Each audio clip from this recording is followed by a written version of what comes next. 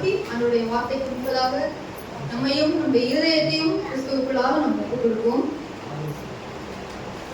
எங்கள் மகா பரிசுத்தமும் இரக்கமும் உள்ள நல்ல பிதாவே, ஆசீர்வதிக்கப்பட்டிருக்கிற ஓய்வு நாளுக்காக உமக்கு நாங்கள் நன்றி செலுத்துகிறோம். கர்த்தர் எங்கள் வாழ்விலே பெரியவராய் இருக்கிறீர்.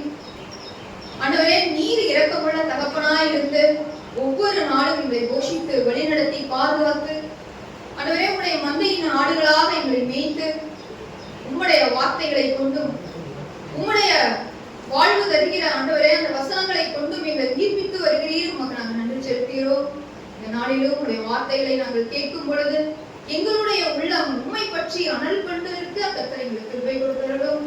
நாங்கள் கேட்கிற ஒவ்வொரு சத்தியமும் எங்கள் வாழ்க்கையிலே பிரயோஜனத்தை கொடுக்க பரிசுத்த ஆவியானவர் இந்த வேளையிலே எங்களோடு கூட இடைப்பட வேண்டுமாய் நாங்கள் ஜெபிக்கிறோம். நீ பேசும், நாங்கள் கேட்கிறோம். நீ இயேசு கிறிஸ்துவின் நாமத்தினாலே ஜெபிக்கிறோம் நல்ல தகப்பனே, ஆமென். கிறிஸ்துவுக்குள் மிகவும் பிரியமானவர்களே, இந்த நாளிலும் ஆண்டவராகிய இயேசு கிறிஸ்துவினுடைய ஒரு முக்கியமான ஒரு சத்தியத்தை குறித்து இந்த நாளிலே நாம் சிந்திக்க இருக்கிறோம். ரொம்ப நாள் அந்த மாதிரி நம்முடைய பிரசங்கம்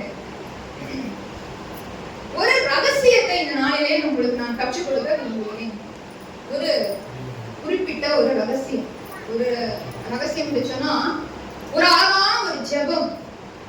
நம்ம எவ்வளவோ ஜெபங்களை தேவனிடத்துல ஒவ்வொரு நாளும் நம்ம ஜெபிக்கிறோம். நாம் ஆண்டவரோடு நேரடியாக இடைப்படுவதற்கென்று அவர் வானத்தில் இருக்கிறார், நாம் பூமியில் இருக்கிறோம், நாம் மண்ணாய் இருக்கிறோம், மனுஷனாய் இருக்கிறோம். தேவனோ எல்லாவற்றையும் ஆளுகை செய்கிற ஒரு கர்த்தராய் இருக்கிறார். அப்பேற்பட்ட ஆவியுள்ள ஒரு தகப்பனோடு நாம் இணைவதற்கென்று பூமியிலே தேவன் கொடுத்த ஒரு அற்புதமான டூல் தான் என்னது? ஜெபம். இந்த ஜெபத்தினாலே நாம் நாள்தோறும் ஆண்டவரோடு இடைப்படுகிறோம் அல்லவா? அதுல ஒரு சின்ன ரகசியத்தை உங்களுக்கு நான் சொல்லி தர போறேன். இந்த குறிப்பிட்ட ஜெபத்தை நாம் செய்தா ஆண்டவருக்கு ரொம்ப பிடிக்கும். ஆண்டவருக்கு ரொம்ப ரொம்ப பிடிக்கும். உண்மை என்னன்னு சொன்னா, நாம் செய்கிற ஜெபங்கள்ல எது சரியானது அல்லது நான் ஜெபிக்கிற ஜெபம் ஆண்டவரால் கேட்கப்படுகிறதா என்கிற ஒரு நிச்சயம் நமக்கு பல வேளைகள்ல இருக்காது. ஒரு குழப்பம் வரலாம். நம்ம ஜெபிச்சுட்டு தானே போனோம், ஆனா ஏன் இந்த விஷயம் இப்படி போச்சு அப்படின்னு நமக்கு ஒரு யோசனை வரும் இல்லைங்களா? இந்த மாதிரி பல சூழ்நிலைகளை நம்ம கடந்து வந்திருக்கோம். ஆனா இந்த ஒரு குறிப்பிட்ட ஜெபம் மாத்திரம் என்றைக்குமே தேவனால் விரும்பப்படக்கூடியதாக, ஜெயத்தை தரக்கூடியதாக, அதுதான் ரொம்ப முக்கியம். எப்பொழுதுமே கர்த்தர் இந்த ஜெபத்தை கேட்டு நமக்கு பதில் கொடுத்து நமக்கு ஜெயத்தை கொடுக்கக்கூடிய ஒரு ஜெபமாக இருக்கிறதுன்னு சொன்னா அது எவ்வளவு முக்கியமான ஒரு ஜெபமா இருக்கும் இல்லைங்களா? ஆண்டவரை நேரடியாக நம்மிடத்துல விரும்புகிற ஒரு ஜெபம் என்று சொன்னா அதை கற்றுக்கொள்வதை நாம் இந்த நாளிலே நாம் பாக்கியவான்களாக நாம் இருக்கிறோம். ஓவரா பில்டப் இருக்கிற மாதிரி இருக்கு அப்படின்னு பார்த்தீங்களா? ரொம்ப முக்கியம். சில வேளைகள்ல தேவன் பேசுகிற ஒரே ஒரு வார்த்தை நம்முடைய வாழ்க்கையை மாத்திடும், டோட்டல் வாழ்க்கையை மாத்திடும். நம்மளால நம்பவே முடியாது. என்னுடைய வாழ்க்கையில நான் என்னுடைய 12 வயது முடித்து 13 தொடங்குகிற அந்த சமயத்துல கர்த்தருடைய கிருபையினால திடப்படுத்தல் எனக்கு கொடுக்கப்பட்டது. அந்த ஸ்டேஜ்ல எனக்கு பெரிய அளவுல ஒண்ணும் தெரியாது. ஜெபம் பண்ணுவோம், வேத வாசிப்போம், ஆலயத்துக்கு வருவோம், அவ்வளவுதான் தெரியும். ஆனா அந்த சூழ்நிலையில இந்த வேதாகமத்தை எல்லாருக்கும் பைபிள் கொடுக்குறோம் இல்லைங்களா? அந்த மாதிரி எனக்கு அந்த நாட்கள்ல பாட்டு புக்கு கொடுத்தாங்க பெரிய சர்ச்ல. அந்த பாட்டு புக்ல ஒரு வசனம் எழுதி கொடுத்தாங்க. நான் நிறைய முறை பிள்ளைகளுக்கெல்லாம் தரிப்படத்தில் எடுக்கும்போது அந்த வசனத்தை நான் சொல்லிதான் அதுக்கு சொல்லுவேன். என்ன வசனம்னா, நீதிமொழிகள் 14 உன் செய்கைகளை கர்த்தருக்கு ஒப்புவி, அப்பொழுது உன் யோசனைகள் உறுதிப்படும். அந்த நான் திரைப்படத்தில் எடுத்தாச்சு, முதல் திருவிருந்த எடுத்தாச்சு. அந்த பாட்டுக்கு ஐயர் கொடுக்குறாரு, பிஷப் கொடுக்குறாரு. அதை வாங்கி ஆசையா நான் திறக்கிறேன். ஆண்டவர் எனக்காக என்ன வசனம் வச்சிருப்பாரு. ஆசையா திறந்து அந்த வசனத்தை படித்த உடனேயே ஏதோ ஒண்ணு மனசுல பட்டுச்சு.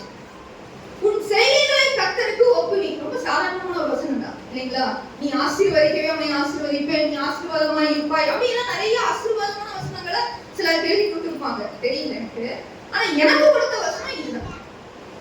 அப்ப நான் அதை ரொம்ப ஆசீர்வாதமா பார்த்தேன்.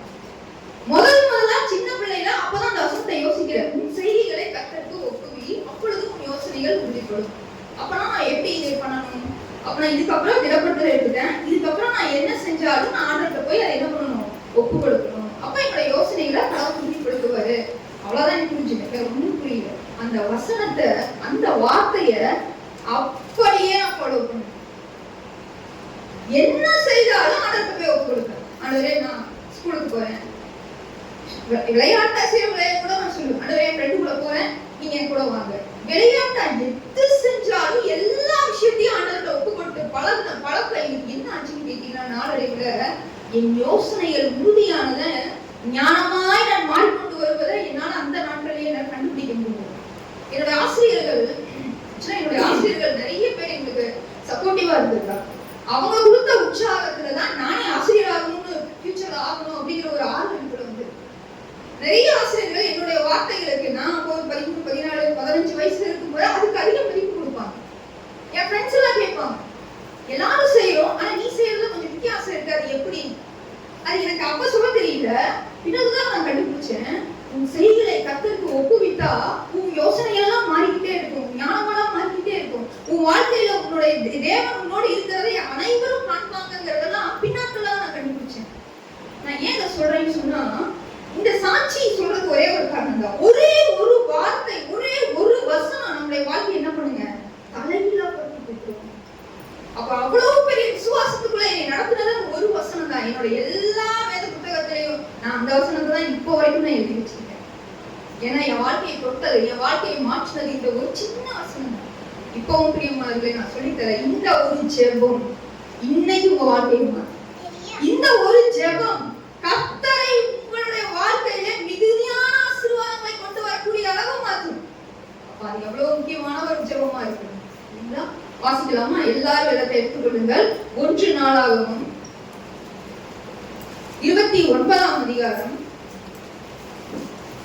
1 நாளாகமம் 29ஆம் அதிகாரம் 17ஆம் வசனத்தை சத்தமாக யாராவது வாசிக்கலாம்?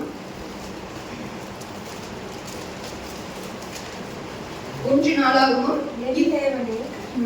இருதயத்தை சோதித்து உத்தம குணத்தில் பிரியமாய் இருக்கிறீர்கள் என்பதை அறிவேன்.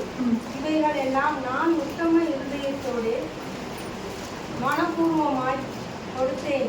இப்பொழுது இங்கே இருக்கிற உம்முடைய ஜனமும் உமக்கு மனப்பூர்வமாய் கொடுக்கிறதை கண்டு சந்தோஷித்தேன். இன்றைக்கு நாம தாவீதுங்கிற ஒரு அற்புதமான தேவ மனுஷனுடைய வாழ்க்கையில அவர் கற்றுக்கொண்ட அந்த ஜெபத்தின் மூலமாக எப்படியெல்லாம் ஆசீர்வாதம் அடைந்தார், என்னவெல்லாம் கர்த்தர் அவரை ஆசீர்வதித்தார், எப்படி அவர் கர்த்தரை கற்றுக்கொண்டார் என்பதை இந்த ஒரு சின்ன ஜெபத்தின் மூலமாகவே கற்றுக்கொள்ள முடியும். என்ன ஆண்டவர் சொல்றாரு, என் தேவனை, இந்த வசனத்தை எப்போ அவர் சொல்றாருன்னு பாத்தீங்கன்னா, தன்னுடைய வயது முதிர்ந்த காலத்துல ஆண்டவர் சொல்லிட்டாரு, நீ என்ன பண்ணக்கூடாது, எனக்கு ஆலயத்தை கட்ட வேண்டாம், உன்னுடைய குமாரனாகிய சாலமோன் எனக்காக என்ன பண்ணணும், அந்த ஆலயத்தை கட்ட வேண்டும் ஆண்டவர் சொல்லிட்டாரு. இப்ப தாவீது அதற்காக என்ன பண்றாரு, பொருட்களை சபகரிக்கிறார். நிறைய பொருள், வெள்ளி, ஆலயத்துக்கு தேவையான பணிமுட்டுகள் எல்லாம் அவர் சம்பாதிக்கிறார். அவர் கைகளினால சம்பாதிச்சது, ஜனங்களிடத்துல வந்தது, எல்லா மனோற்சாகமான காணிக்கைகளையும் கொண்டு வந்து வைக்கிறார். அந்த சமயத்துல அவர் சொன்ன வார்த்தை தான் இது, அவர் செஞ்ச ஜெபம் தான் இது. அந்த ஜெபத்துல அவர் என்ன சொல்றாரு பாருங்க, என் தேவனே, நீ என் இருதயத்தை சோதித்து உத்தம குணத்தில் பிரியமாய் இருக்கிறீர் என்பதை அறிவேன். தாவீது கண்டுபிடிச்ச ரகசியம் என்ன தெரியுங்களா? தேவன் எதுல பிரியமா இருக்கிறாரு?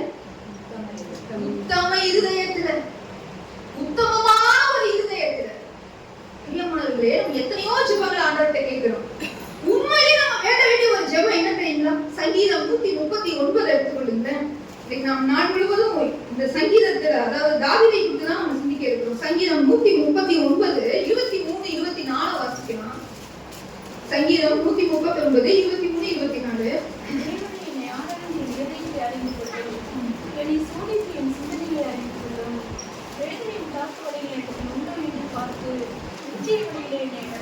தாவீது வெற்றி வீரனாக, விசுவாச வீரனாக, தேவனுடைய இருதயத்துக்கு ஏற்றவராக இருந்ததுக்கு ஒரே ஒரு காரணம் தான், முக்கியமான காரணம் என்ன தெரியுங்களா?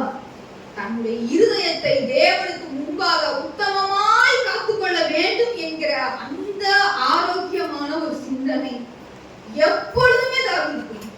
அவன் சின்ன பையனா இருக்கும் போதும் சரி, வளர்ந்து வரும்போதும் சரி, அரசனாகும் போதும் சரி, அரசனாகி துரத்தப்படும் போதும் சரி, மீண்டுமாக ராஜ்யத்தை பெற்றுக் கொள்ளும் போதும் சரி, எல்லா சூழ்நிலைகளிலும் தாவீது செய்த ஒரே வெற்றியுள்ள ஜெபம் என்ன தெரியுங்களா? நாம என்ன நினைப்போம், முழங்கால போட்டு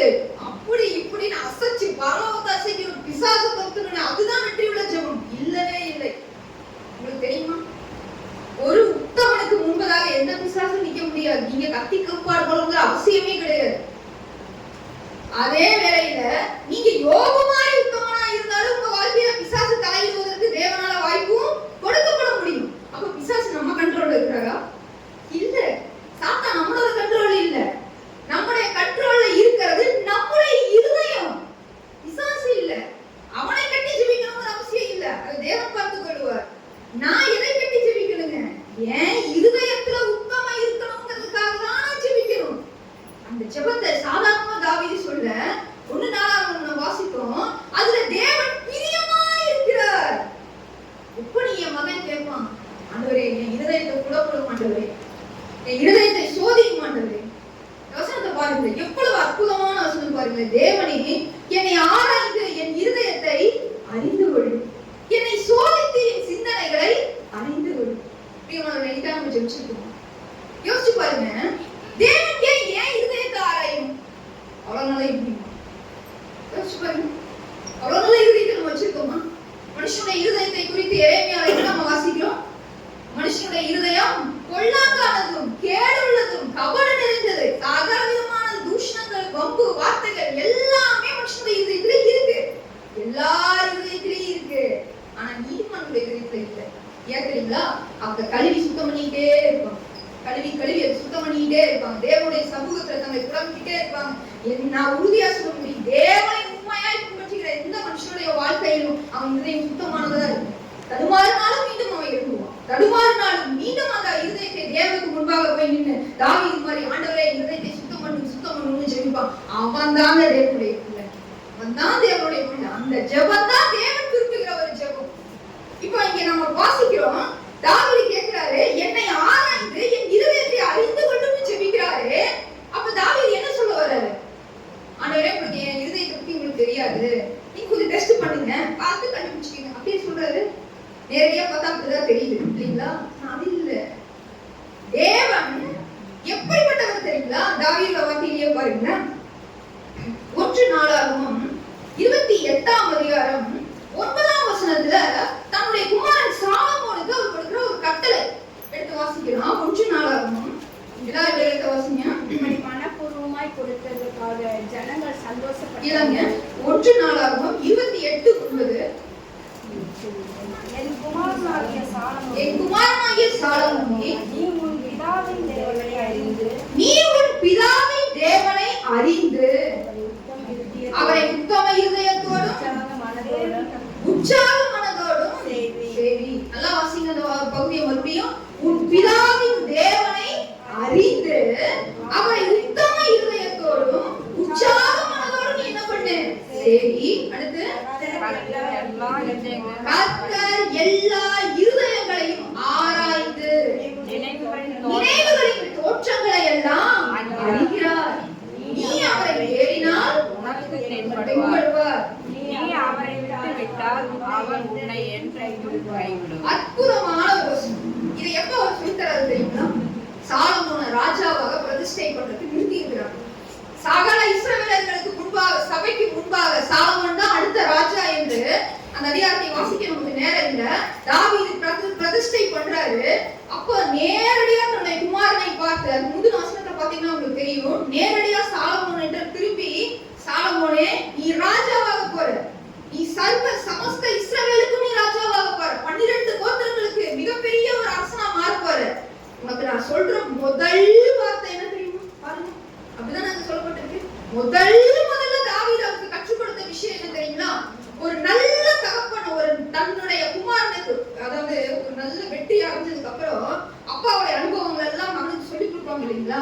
முக்கியமான விஷயங்களா வாழ்க்கையில, தம்பி நான் இதெல்லாம் பார்த்தேன்பா, இதெல்லாம் செஞ்சேன்பா, இதெல்லாம் அனுபவிச்சேன், இதெல்லாம் நீ தெரிஞ்சுக்கோ, நான் இதெல்லாம் அடி வாங்கினேன், நீ இதெல்லாம் தப்பிச்சுக்கோ அப்படின்னா அப்பா மகனுக்கு சொல்லி கொடுப்பாங்க பாருங்க. வயதான காலங்கள்ல அனுபவங்களை சொல்லி கொடுப்பாங்க பாருங்க. அதெல்லாம் பாக்கியமான நாட்கள்.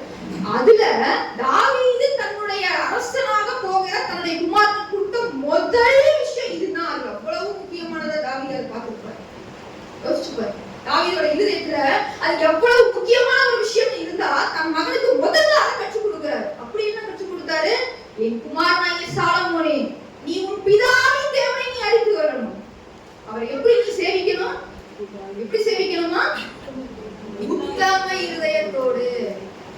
சும்மா உட்கார்ந்து ஜெபம் பண்றது இல்ல. நீ சும்மா நீ என்ன வேணாலும் செய்வ, நீ யார வேணாலும் கல்யாணம் பண்ணுவ, நீ நிறைய மனைவிகள் இதெல்லாம் சாமான் செஞ்சுட்டாரு. ஆனாலும் தாவீது சொல்றாரு, நீ என்ன வேணாலும் அரசனாயிட்டேங்கிறதுக்காக நீ செஞ்சிடலாம் நீ நினைச்சிடாத.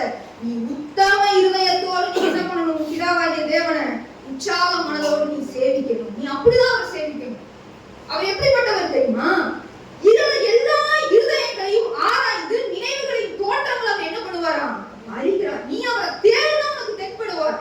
நீ அவரை விட்டுட்டீனா அவர் உன்னை என்றைக்கும் கைவிடுவார். இந்த அப்பா அவர் சொல்லி தருவாங்க. யோசிச்சு பாரு. தாவீது புரிஞ்சிருந்தது.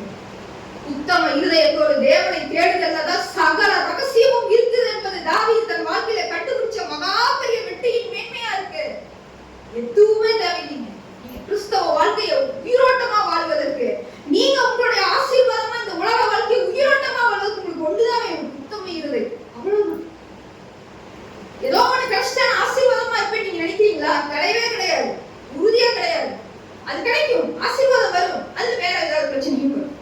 மறுபடியும் நீங்க இது கிடைச்சா எனக்கு ஆசீர்வாதம் நினைப்பீங்க, அது வரும். அதோட வேற பிரச்சனையும் வரும். ஆனா எது முக்கியம்? உத்தம இருதயத்தோடு தேவனை தேடும் போது கர்த்தர் உங்களுக்கு எப்பேற்பட்ட ஆசீர்வாதம் கொடுப்பார் தெரியுங்களா? அதுதான் நம்ம அடுத்து நம்ம சிந்திக்க போறோம். அந்த உத்தம இருதயத்தை தேவனுடைய இந்த வசனத்தை நான் முடிச்சிடுறேன். வேதனை உண்டாக்கும் வழி சங்கீதத்தை நம்ம வாசித்தோம். என்னிடத்துல உண்டோ என்று என்னை சோதித்து பாருன்னு ஏன் கேட்கிறாரு தாவீது கேட்டா, தன்னுடைய வாழ்க்கையோட எல்லா பகுதிகளிலும் தன்னுடைய வழிகள் எல்லாவற்றிலும் தாவீது ஞானமாய் நடந்து கொண்டார். யாரும் இடத்துல குற்றம் கண்டுபிடிக்கவே முடியல. சவுலுடைய குடும்பத்திற்கும் தாவீதின் குடும்பத்திற்கும் நெடுநாள் யுத்தம் வந்தது. ஆனா சவுலுடைய குடும்பத்தாரால மேற்கொள்ளவே முடியல தாவீது. ஏன் தெரியுங்களா? அவன் போன இடத்துல எல்லாம் ஞானமா நடந்து கொண்டான். இது எப்படி கிடைச்சது? உத்தம இருதயத்துடைய விளைவு.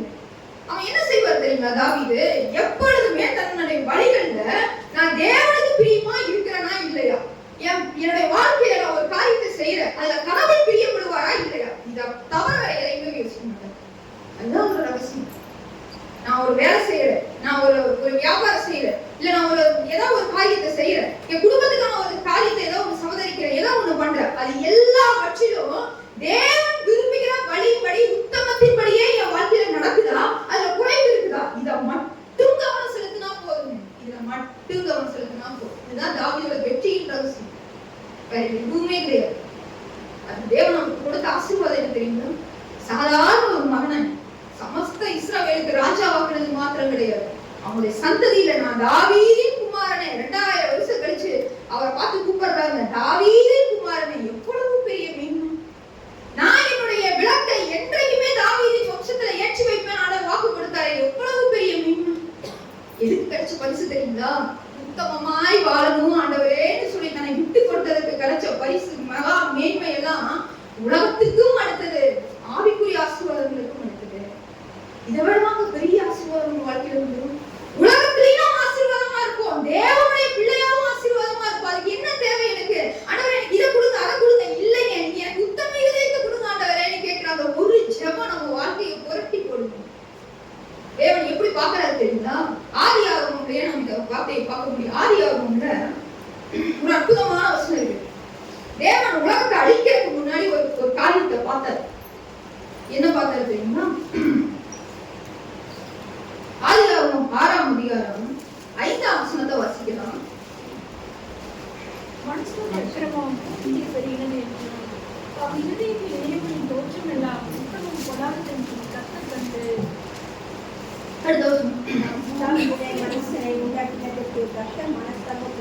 நம்முடைய ஆண்டவருடைய அனந்த அறிவு, அனந்த ஞானத்துல நம்மளால கிரகிக்க முடியாத ஒரு விஷயம் என்ன தெரியுங்களா?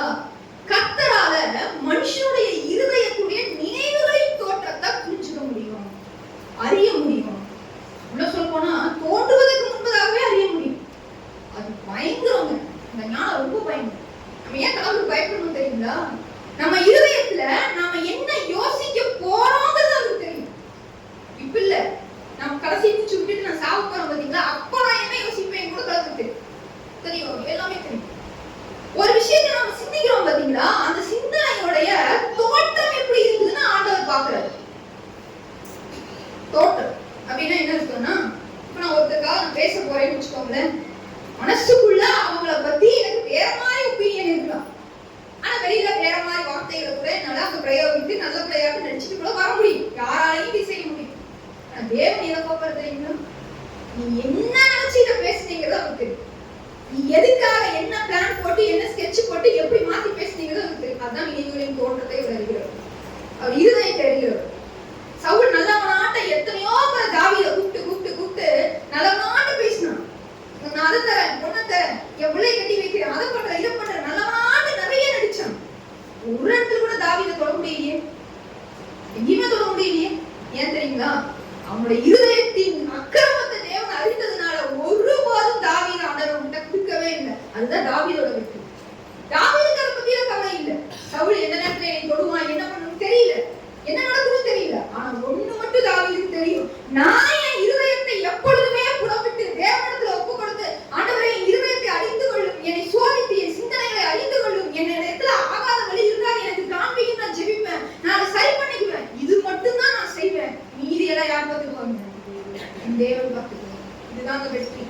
இதுதான் ஒரு விசுவாச வாழ்க்கையில வெற்றி. இன்னைக்கு நமக்கு எவ்வளவோ சோர்வுகள் வரலாம், எவ்வளவோ போராட்டம் வரலாம், சோர்ந்து போலாம்.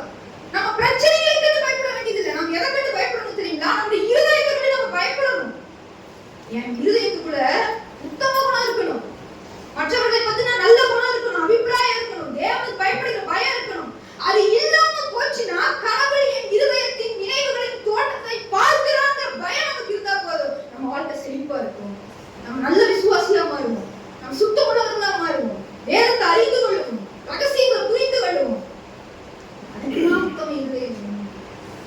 இப்ப தாவீதோட வாழ்க்கையில நடந்த இந்த சம்பவங்கள் இருந்து ஒரு சில சிறப்பானதை மட்டும் நான் சொல்ல விரும்புகிறேன். முதலாவது, இந்த உத்தம இருதயம் நம்மளுக்கு என்ன செய்யுது, என்ன நன்மையெல்லாம் நமக்கு உத்தம இருதயத்தை?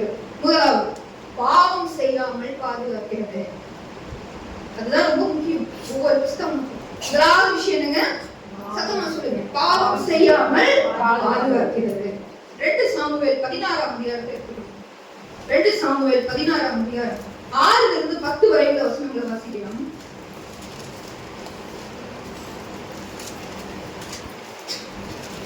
சகல ஜனங்களும் சகல பலசாலிகளும் தாவீது வலதுபுறமாகவும் இடதுபுறமாகவும் நடக்கையே தாவீது மேலும் தாவீது ராஜாவுடைய சகல ஊழியக்காரர் மேலும் கர்த்தர் எறிந்தார். சீமையை அவனை தூசித்து, இரத்தப்பிரியனே, வேலியாடி மனுஷனே, தொலைந்து போ, தொலைந்து போ.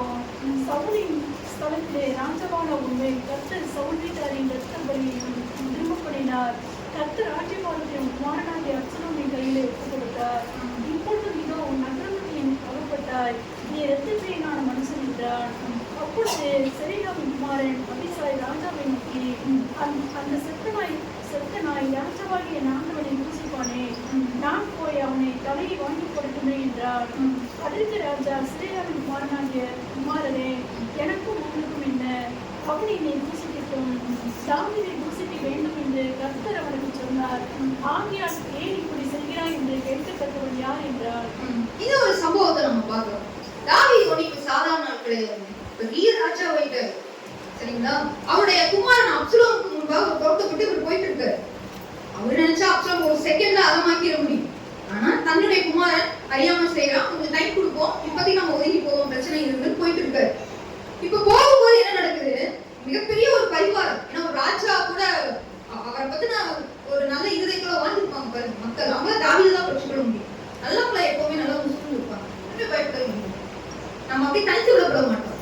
எவ்வளவு நெருக்கம் வந்தாலும், நாம் எவ்வளவு மோசமான ஒரு சூழ்நிலைக்குள்ள நாம் தள்ளப்பட்டாலும் நல்லா புரிஞ்சுக்கோங்க, ஒரு உத்தம இருதயத்தோடு தேவனை பற்றி கொள்கிற ஒவ்வொரு மனுஷனுடைய வாழ்க்கையிலும் தேவன் ஆவிக்குரியவர்களை வச்சிருப்பாரு.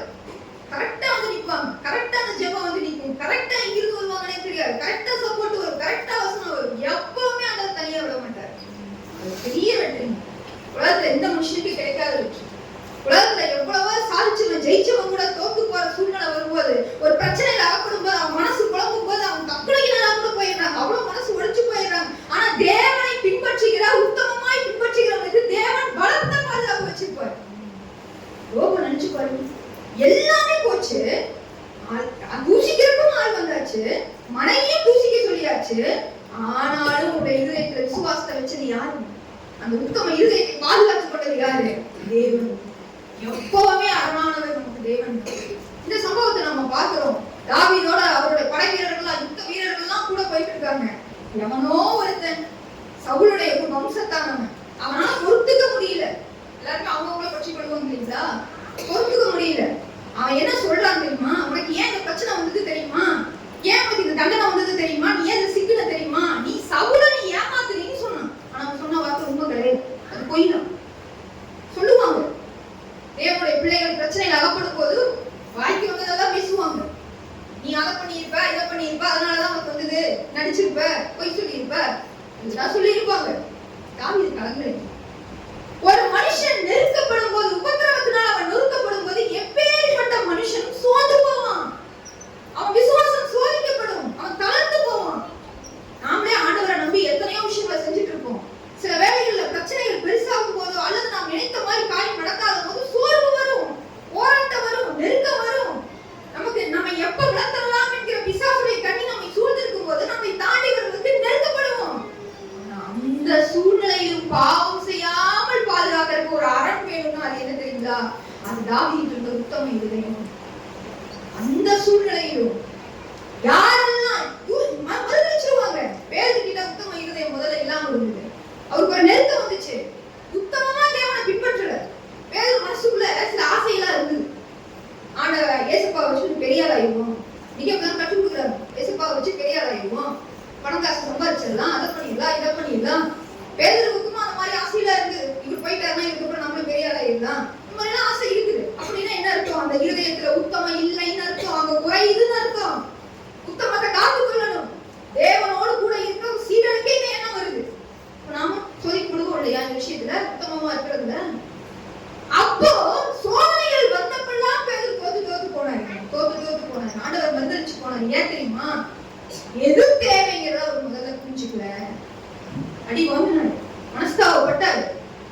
எப்ப அந்த இருதயம் குத்தப்படுதோ, எப்ப அந்த இருதயத்தில் இருக்கிற ஐயோ நான் என் தேவனை மறுதளிக்கிற அளவுக்கு நான் என்னை நான் பெரிய ஆளா மாத்தி இருந்தேனே, நான் ஆண்டவருடைய வழியை பின்பற்றுவதற்கு நான் உத்தமமா இல்லையேங்கிறது எப்ப பேதுரு புரிஞ்சு தன்னை திருத்தி கொண்டாரோ, அதன் பிறகு பேதுருடைய வாழ்க்கையில தலையிலாத சிலுவையில் அறைப்படுகிற வரைக்கும் நிறைய சோதனை விழுது. ஆனா எங்கேயுமே அவர் தோத்து போகல.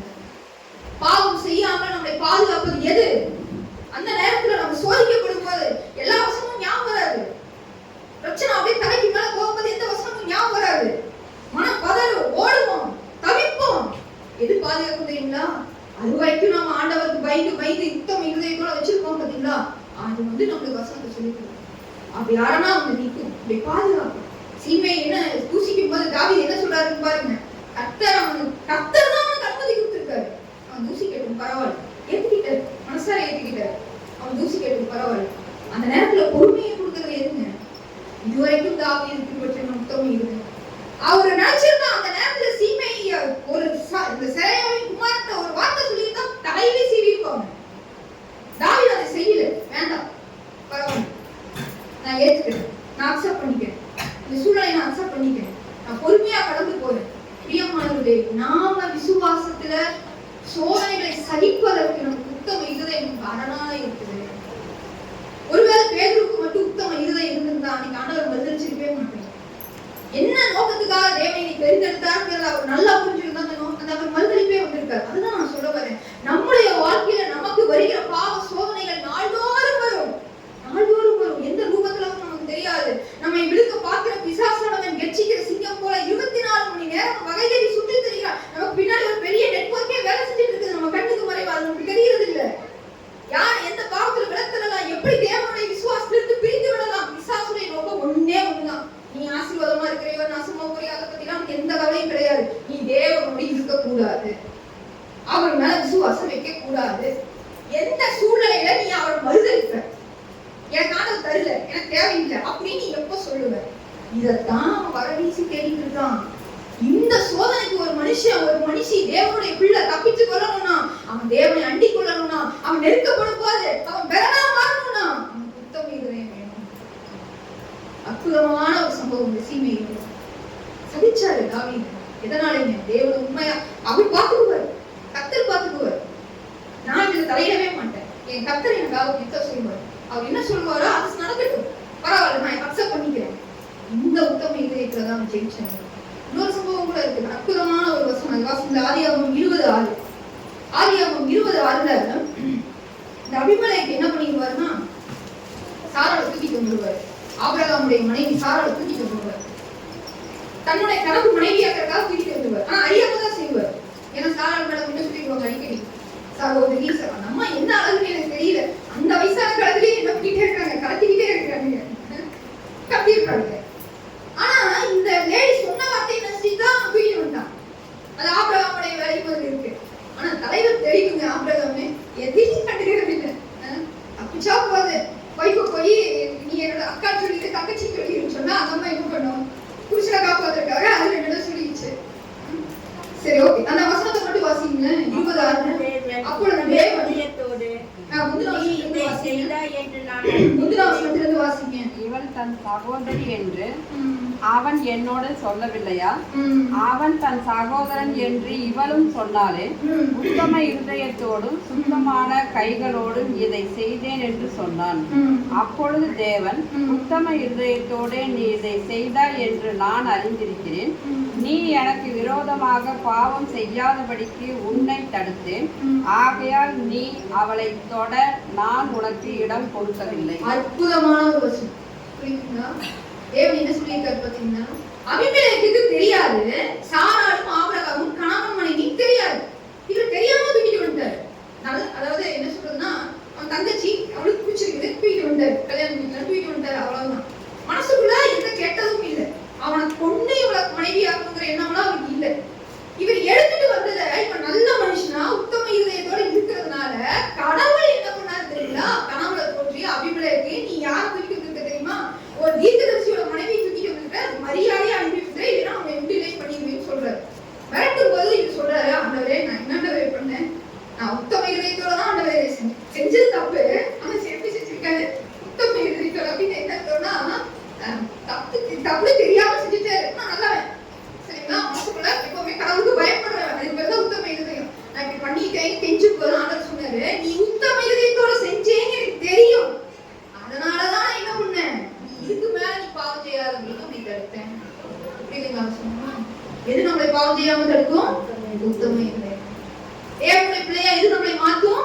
உத்தம இருதயம். நம்ம மனசுக்குள்ள கடவுளுக்கு மட்டும்தான் நான் பயப்படணும், அவர் சொல்றபடி நான் என் வாழ்க்கையை வாழணும், இவ்வளவுதாங்க. ஒரே ஒரு ஜெபம் முடிச்சுட்டுங்க கிறிஸ்தவ வாழ்க்கையை. இதுல கிடைக்காத ஆசீர்வாதம் ஆண்டவர், நீங்க ஒருவேளை இப்ப தொட்டு இருந்தாரு வச்சிருந்துருக்குங்க, முடிச்சுட்டு அபிமெலேக்கோட ராஜ்யமே முடிச்சுது, வாழ்க்கையும் போச்சு, ராஜ்யம் போச்சு, எல்லாம் போயிருக்கும். அப்போ ஒரு உத்தம இதயத்தோட அவர் செஞ்ச காரியத்துக்காக தேவன் என்ன பண்ணாருங்க, மன்னிச்சு அவர் உணர்த்தி அவர் ஆசீர்வதிக்கிறாருன்னு சொன்னா, தேவன் அந்த குணத்தின் மேல எவ்வளவு பிரியமா இருக்கிறாரு. இதைத்தான் தாவீது சொல்றாரு, கண்டுபிடிச்சு சொல்றாரு, தேவன் உத்தம குணத்துல பிரியமா இருக்கிறீர் என்பதை நான் அறிவேன் ஆண்டவரே தாவீது சொல்றாரு. தாவீது கண்டுபிடிச்ச ரகசியம் பாத்தீங்களா எவ்வளவு பேசுன்னு. அந்த ரகசியத்தை ஒரு தேவப்பிள்ளை கண்டுபிடிச்சிட்டா வாழ்நாள் முழுதும் ஆசீர்வாதம். நான் இருக்கிறேன், நான் உலக பேசவே மாட்டேன், நானே சொல்றேன், வாழ்நாள் முழுவதும் தேவன் ஆசீர்வதிப்பார். கையிட்டு செய்யற காரியங்களை ஆசீர்வதிப்பார். உங்களோட இருதயத்தில் இருக்கிற குழப்பங்களை ஆண்டவர் நீக்கி உங்களை ஆசீர்வதிப்பார். உங்க குடும்பத்தில் இருக்கிற பிரச்சனைகளை நீக்கி ஆண்டவர் ஆசீர்வதிப்பார். வாக்குறுதல் ஆளே நான் கிடையாது, நம்ம உறுதியா நான் சொல்றேன், பார்த்து சொல்றேன், கண்டு சொல்றேன், அனுபவிச்சு சொல்றேன், தேவன் உத்தம குணத்துல பிரியமா இருக்கிறார். அந்த குணம் நம்மளை பாவம் செய்யாமல் பாதுகாக்கிறது. இரண்டாவது, பரிசுத்த தேவனுடைய இருதயத்தை நமக்கு கற்றுக் கொடுக்கிறது. சங்கீதம் 101 இரண்டாம் வசனத்தை வாசிக்கலாம். சங்கீதம் 101:2. உத்தம வழியிலே விவேகமாய் நடப்பேன், எப்பொழுது என்னிடத்தில் வருவே என் வீட்டிலே உத்தம இதயத்தோடு நடந்து கொள்வேன். யார் இதை பாடுறாங்கன்னு பாருங்க. அவரால் இந்த ஜெபத்தை செய்யாம இருக்கவே முடியாது. எப்பொழுதுமே அவருக்கு அவருடைய இருதயத்தில் இருக்கிற பிரியமெல்லாம் என்ன தெரியுங்களா, ஆண்டவரே நீங்க எப்ப என்கிட்ட வருவீங்க ஆண்டவரே, நான் என்ன பண்ணுவேன், உத்தம இருதயத்தோடு நான் நடந்து கொள்வேன் ஆண்டவரே, நான் உத்தம இருதயத்தோட நடந்து கொள்வேன். எப்பெல்லாம் நம்ம ஆண்டவருக்கு பயந்து உத்தம இருதயத்தை விரும்புறோமோ அப்பெல்லாம் அவர் நம்மகிட்ட நெருக்கி நெருக்கி வராருன்னு நினைக்கிறா நம்ம புரிஞ்சுக்கிறோம். அந்த அறிவு நமக்கு என்ன கொடுக்கும் தெரியுங்களா, அவருடைய சித்தத்தை அறிகிற அறிவை கொடுக்கும். அது மகா மேன்மையானது. நிறைய பேருக்கு இப்ப நான் உங்களே கேட்கிறேன், ஆண்டவருக்கு வாழ்க்கை உங்களை பத்தி என்ன சித்தம் வச்சிருக்காருன்னு சொல்லுங்க. நிறைய நேரத்துல சிலது நமக்கு தெரியும், சிலது நமக்கு தெரியாது, முழுமையா நமக்கு தெரியாது. எல்லாருமே கற்றுக்கொள்ளுகிற ஸ்டேஜ்ல தான் இருக்கும், ஒவ்வொருத்தரும் ஒவ்வொரு லெவல்ல இருக்கும், தவறு கிடையாது. ஆனா எப்ப நான் ஆண்டவரிடத்துல உத்தம குணத்தை நான் விரும்பி விரும்பி ஓடணுமோ, அப்ப தேவன் என்னை பத்தின ரகசியத்தை, தேவன் பத்தின இருதயத்தை, தேவனுடைய வசனங்களை பத்தின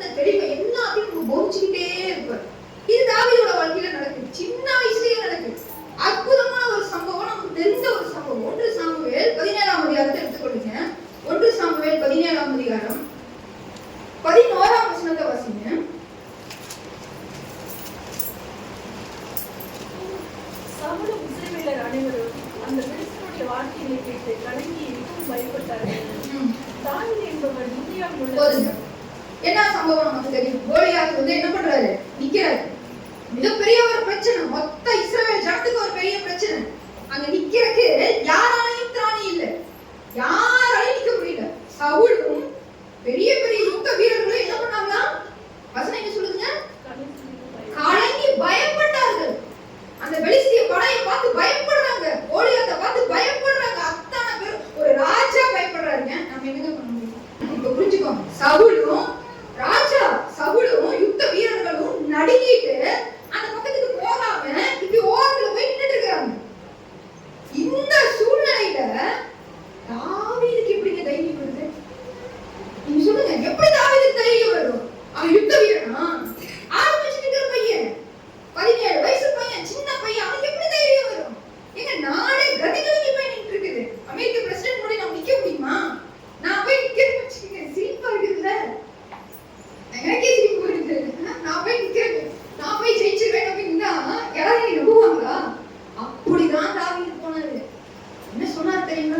44ஆம் வசனத்திலிருந்து 47 வரைக்கும் வாசிங்க இந்த சம்பவத்தை. 44லிருந்து 47. அந்த பெலிஸ்தர் தாவீதை பார்த்து, என்னிடத்தில் வா, உன் மாமிசத்தை ஆகாயத்து பறவைகளுக்கும் காட்டு மிருகங்களுக்கும் கொடுத்தேன் என்றான். அந்த கோலியாத் சொல்றான், என்னடா நீ உலகமே நடுங்கிட்டு நிக்குது என்னை பார்த்து, நீ வண்டியா?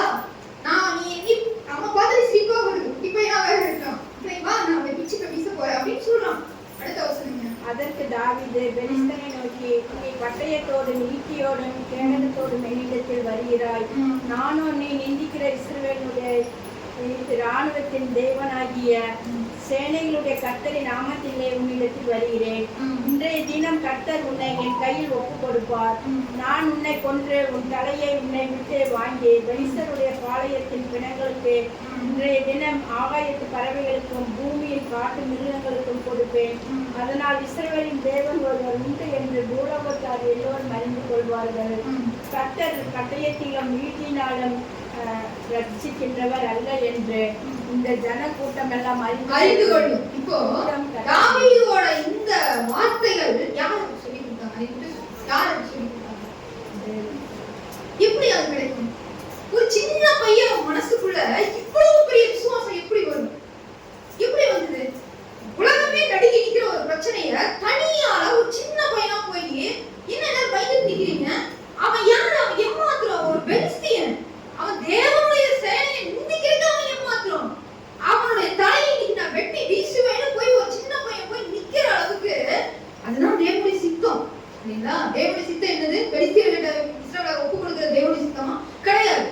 தேவனுடைய சித்தம் ஒண்ணே ஒண்ணுதான். அந்த கோலியாத்தை ஒண்ணு இல்லாம பண்ணி தாவீதை பெரிய ஆளாக்குறது தேவனுடைய சித்தம். அது தாவீதுக்கு தெரியுமான்னு கேட்டா தெரியாது. ஆனா அவனுக்கு தெரிஞ்சது என்ன தெரியுங்களா? நான் தேவனுக்கு பயப்படுவேன், நான் தேவனுடைய நாமத்துக்காக வைராக்கியமா நிற்பேன், என் கையில சுத்தம் இருக்குது, என் இருதயத்துல சுத்தம் இருக்குது, என் தேவனுடைய சித்தத்துக்கு செவி கொடுப்பான்னு எனக்கு தெரியும்.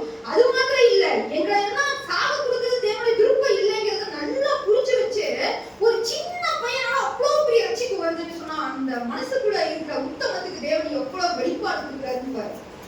பரிசுத்த ஆவியானவரை தவிர யாருக்கு தேவன் வெளிப்படுத்தி இருக்க முடியும்? பரிசுத்த ஆவியானவரை தவிர வேற யாரு தாவீதுக்கு இந்த வசனத்தை சொல்லி கொடுத்திருக்க முடியும்? கர்த்தர் யுத்தத்தை வச்சு ஜெயிக்கிறவர் இல்ல, அவர் ஈட்டியின் பட்டத்தை வச்சு ஜெயிக்கிறவர் இல்ல, ரட்சிப்பு கர்த்தருடையதுங்கிறது தைரியமா எப்படி தாவீதுக்கு தெரிஞ்சிருக்குது?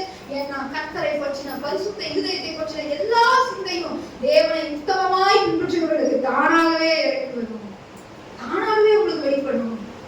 தேவன் கொடுக்கிற மிகப்பெரிய ஆசீர்வாதம் என்ன தெரியுங்களா? பரிசுத்த தேவனுடைய இருதயத்தை, இந்த உத்தம இருதயம் நம்ம வாழ்க்கையில் நமக்கு கற்றுக் கொடுக்கிறது. யாராலையும் கற்றுக் கொடுக்க முடியாது இந்த விஷயத்தை. உறுதியா சொல்றேங்க. எத்தனை பிரசங்கத்தை உட்கார்ந்து கேட்டாலும் உங்களுக்கு நாளைக்கு கற்றுக்கொள்ள முடியாது. எத்தனை தடவை வசனத்தை மனப்பாடம் பண்ணி எழுதினாலும் உங்களால கற்றுக்கொள்ள முடியாது. ஆனா தேவனே என் உத்தம இருதயத்தை தாங்க, என்னுடைய புடமிட்டு சிந்தனைகளை அறிந்து என்னை சுத்தம் பண்ணி நீங்க செய்யற ஒரு ஜெபம் தேவனுடைய சித்தத்தை உங்க உள்ளத்துல போய் எழுது. கர்த்தர் எப்படிப்பட்டவர்? கர்த்தருடைய வல்லமை என்னது? கர்த்தரை விசுவாசிக்கிற விசுவாசம் எவ்வளவு பெரியதுங்கிறத கொண்டு போய் நம்ம உள்ளத்துல எழுதும். கர்த்தர் எழுதுவாரு. கர்த்தர் எழுதினா மட்டும்தான் அது நிற்கும், வேற எப்படி எழுதினாலும் நிக்காது. அதுக்கு அடிப்படையான ஒரு விஷயத்தை தேவன் நம்ம இடத்துல எதிர்பார்க்கிறாரு. நான் தேவனுடைய பிள்ளையா உத்தமமா இருக்கிறத விரும்பணும்னு ஆண்டவர் எதிர்பார்க்கிறாரு. இந்த விரும்பணும்னு எதிர்பார்க்கிறாரு. நான் அப்படி இல்ல, ஆனா விரும்பணும்னு ஆண்டவர்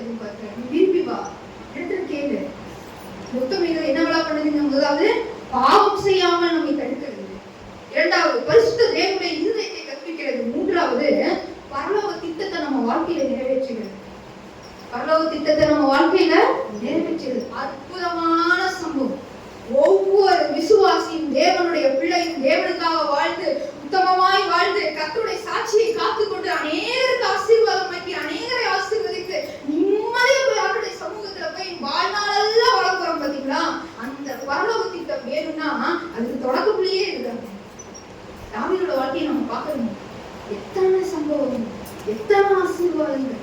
தேவன் எங்கேயாவது தாவீதை வந்து அவர் அடைந்த அத்தனை பாடுகளுக்கு நடுவில் எங்கேயாவது தாண்டி போட்டாரா, எங்கேயாவது வெட்டி போட்டாரா? அவர் பாவம் செய்யும் போது கூட அவரை திரும்பவும் அவரை திருத்தினது எது தெரியுங்களா? அவருடைய உத்தம இல்லை. தடுமாறினாரு தாவீது, நிறைய தவறுகளை செய்தாரு. தொகையிட வேண்டாம்னு சொன்ன இடத்துல தொகையிட்டாரு, பச்சைபாலோட விஷயத்துல தவறு செய்தாரு. ஆனா திரும்பி எப்படி அது தப்பிச்சு வெளியில வந்தாரு தெரியுங்களா? தண்டனை கிடைச்சது, ஆனாலும் எப்படி தப்பிச்சு வந்தாருன்னா அந்த பயம். ஐயோ, ஆண்டவருக்கு விரோதமா என்ன பண்ணிட்டேன், செஞ்சுட்டேன், நான் பண்ணதை ஆண்டவருக்கு நல்லா புரிந்து கொள்ள பிரியமானது. நம்ம எது செஞ்சாலும் முதல்ல நம்ம ஆண்டவருக்கு விரோதமாக முதல்ல செய்யணும், மனுஷனுக்கு விரோதமாக. நான் என்னோட சொந்த மாம்சத்துக்கு விரோதமாகவும் என்னை விசுவாசத்தை அழைத்து என் தேவனுக்கு விரோதமாகவும் தான் முதல்ல நான் செய்யறது தவறு. அதை நான் திருத்திக்கிறதுக்கு நான் ஆயுதம் உள்ள பிள்ளையா ஓடி போய் ஆண்டவர்கிட்ட, ஆண்டவரே நான் செஞ்சது தவறு தான், மன்னிச்சிருக்கேன், நான் எப்படி செய்யணும் நீங்க சொல்லி கொடுங்க கேட்கிற அந்த ஒரு விஷயத்த உத்தமமா நம்ம செய்யணும்னு ஆண்டவர் நம்ம கிட்ட எதிர்பார்த்துட்டு இருக்கிறாரு. இவ்வளவு ஆசீர்வாதங்களை தாவீதுக்கு ஆண்டவர் கொடுக்கக்கூடிய ஒரு குணம், ஒரு நல்ல குணம், ஒரு நல்ல ஜெபம் அவருடைய வாழ்க்கையிலே ஆசீர்வாதமாக்கி வச்சிருக்கு. அவருடைய எதிர்காலத்தை, அவருடைய குமாரர்களோட எதிர்காலத்தை தாவீதுக்கு ஒரு ஆள் வைக்கிறவராகவே வாழ்ந்து வந்திருந்தாருன்னு வச்சுக்கோங்க. நல்ல ஒரு மனுஷனா கல்யாணம் பண்ணி பிள்ளை குட்டிகளுக்கு அப்படி வாழ்ந்து போயிருந்திருக்காரு. ஆனா அவருடைய தலைமுறையே எப்படி ஆச்சுங்க? ராஜாவா மாறிச்சு. ராஜாக்களுடைய வம்சமா தாவீதுங்கிற ஒரு மனுஷனால அந்த தலைமுறையே ராஜாக்களின் வம்சமா மாறுது. அதை விட பெரிய பாக்கியம், ராஜாதி ராஜாவும் அந்த வம்சத்துல பிறக்கிறாரு. எப்படிங்க இதெல்லாம் கிடைச்சது தாவீதுக்கு? உத்தம இதயத்துல தேவன் பிரியமா இருக்கிறார் என்பதை தாவீது அழகா கண்டு கொண்டார். அழகா கண்டு கொண்டார். சொல்லி கொடுத்தார், நமக்கு சொல்லி கொடுக்கிறாரு தாவீது. அவர் வாழ்க்கையிலிருந்து நம்ம இதை கற்றுக்கணும். கடைசி வசனமாக இது வாசிச்சு முடிச்சோம். 2 நாளாகும் 16:19. 2 நாளாகும் 16:19 மன்னிக்க உண்டு.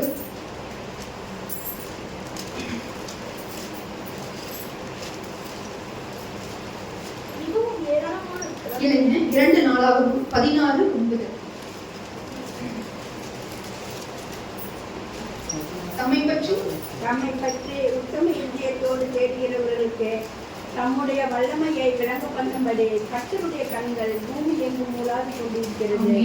தம்மை பற்றி உத்தம இருதயத்தோடு ஆண்டவர் தேடுறவங்களுக்கு கர்த்தர் என்ன பண்றாரா? அவருடைய கண்கள் என்ன பண்ணுதான்? பூமி எங்கும் உலாவி. யார் தேடுறாரு பாரு. ஆண்டவர் பரலோகத்திலிருந்து ஒரு அற்புதமான வசனம். ஆண்டவர் பரலோகத்திலிருந்து மனுபுத்திரனை கண்ணோக்கினார் அப்படின்னு பாக்குறோம். ஆண்டவர் மனுபுத்திர பாக்குறாரு. ஆனா யார தேடுறாரு தெரியுங்களா? யாரு உத்தமமா என்னை தேடுவதற்கு விரும்புறாங்க. யார் விரும்புறாங்க?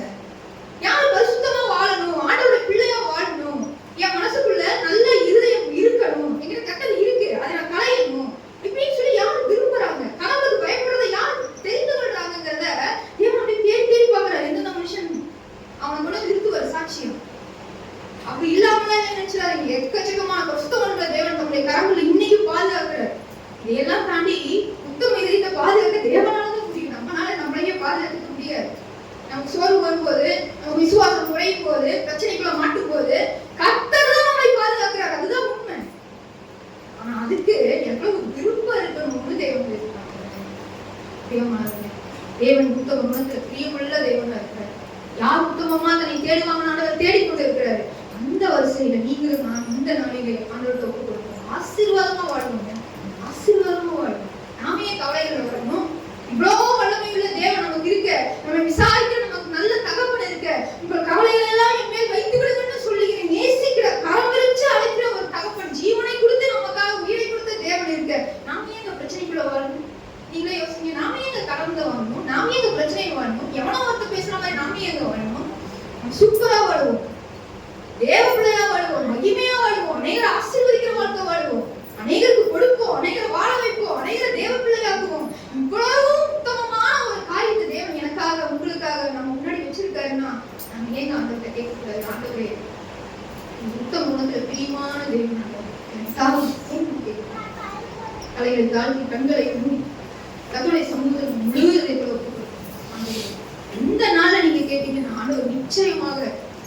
ஜெபத்தை கேட்பதற்கு பிரியமுள்ள தேவனா இருக்கார். ஆண்டவர் நோக்குவாங்க. ஆண்டவரே பரிசுத்தமுள்ள நல்ல கர்த்தர், அப்பா நீ உத்தம குணத்தில் பிரியமுள்ளவரா இருக்கிறீர் சுவாமி. இருதயம் கேடுபாடு இல்லாமல் இருப்பதை நீ விரும்புகிறீர் சுவாமி. உமக்கு முன்பாக நாங்கள் பயப்படுதலை நீ விரும்புகிறீர் சுவாமி. நாங்கள் உம்மை உத்தமமாய் தேடும்போது எங்களுக்குரிய சுயத்தை விட்டுவிட்டு, எங்களுடைய இச்சைகளை, எங்களுடைய பாவங்களை, அப்பா எங்களுடைய அசுத்தங்களை நாங்கள் விட்டுவிட்டு உம்மை நாங்கள் உத்தமமாய் தேடும் பொழுது நீ ஆசீர்வதிக்கவே ஆசீர்வதிக்கிற தேவன் ஆண்டவரே. நீ மெய்யாகவே எங்களிடத்துல வருகிற தேவன் ஆண்டவரே. எங்களை தெரிந்தெடுத்துக்கிற தேவன் ஆண்டவரே. எங்களை அணைத்துக் கொள்ளுகிற தேவன், சேர்த்துக் கொள்ளுகிற தேவன், எங்கள் மேல் பிரியமாய் இருக்கிற தேவன். நன்றி செலுத்துகிறோம் ஆண்டவரே. பரிசுத்த வார்த்தைகளுக்காக நாங்கள் நன்றி செலுத்துகிறோம். உத்தம குணத்தை எங்களுக்கு தாங்கப்பா, இந்த சபைக்கு தாங்கப்பா, விசுவாசிகளுக்கு தாங்கப்பா, எங்க வாழ்வு பிள்ளைகளுக்கு தாங்கப்பா, இந்த குடும்பங்களுக்கு தாங்க, எங்களுடைய உறவுகளுக்கு தாங்க. நாங்க சபையாக இணைந்து உத்தம இருதயத்தோடு பின்பற்ற வாழ்நாளெல்லாம் எங்களுக்கு வழிநடத்துங்கப்பா. உங்களால் நாங்கள் ஆசீர்வாதமாய் இருப்பதற்கு, அநேகருடைய கண்கள் அதை காண்பதற்கு, இவர்கள் தேவனை உத்தமமாய் பின்பற்றினதற்கான பாக்கியத்தை இவர்கள் பெற்றுக் கொண்டார்கள் என்று அநேகர் எங்கள் ஜனங்களை குறித்து சாட்சி சொல்வதற்கு, எங்கள் விசுவாசி குடும்பத்தை சாட்சி சொல்லுவதற்கு ஆண்டவரே இந்த நாளிலே நீர் எழுப்பி அருள் சுவாமி, நீர் இறங்கி அருள் சுவாமி. உங்களுடைய வல்லமையின் கரத்தினாலே எங்களை மூடு சுவாமி. உண்மையாய் கேட்கிறோம் தகப்பனே, உங்களுடைய கரத்தினாலே இந்த சபையை மூடு சுவாமி.